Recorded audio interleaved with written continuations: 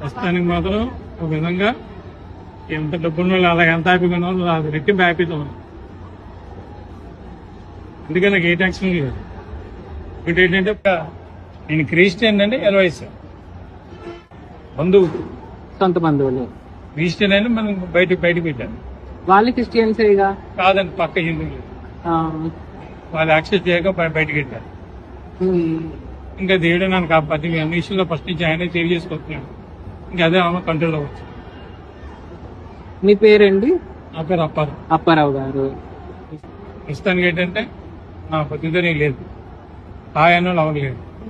First నుంచి కూడా నాకు ఎన్ని ప్రాబ్లంలో ఈశ్వరువు కాపాడుకోవచ్చు. అందుకే డబ్బు విషయం కానీ పథకంగా భయం లేదు. డబ్బు ఉన్న ఉపయోగం లేదు, డబ్బు లేకపోయినా ఉపయోగం లేదు. ఈ బైబిల్ ఉంటే సరిపోతుంది. మీరు చూస్తారు కదా, నేను ఇప్పుడు పొద్దున్న 5 గంటలు తిరిగితే 50 రూపాయలు వచ్చింది బాటలు అమ్మితే. పొద్దున్న 5 గంటల నుంచి తిరుగుతుంది. ఇప్పుడు దాకా 10 గంటలకు తిరిగితే 50 రూపాయలు వచ్చింది. పొద్దున్న టిఫిన్ చేశారా? ఏం చేయలేదండి. 50 రూపాయలు బ్యాగ్ లగేజ్ దాంట్లో పెట్టాను, దానికి 30 రూపాయలు అయింది.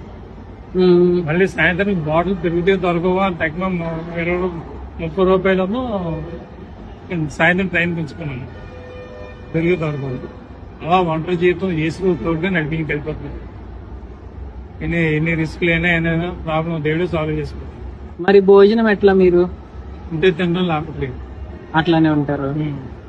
అంటే ఇక్కడ తినడం ఫ్రీగా పెడతారు, రాయమండ్రిలో ఫ్రీగా పెడతారు. ఆల్రెడీ దగ్గర తింటున్నాను, లేకపోతే లేదు. మరీ లేనప్పుడు ఇంకేం చేయాలి.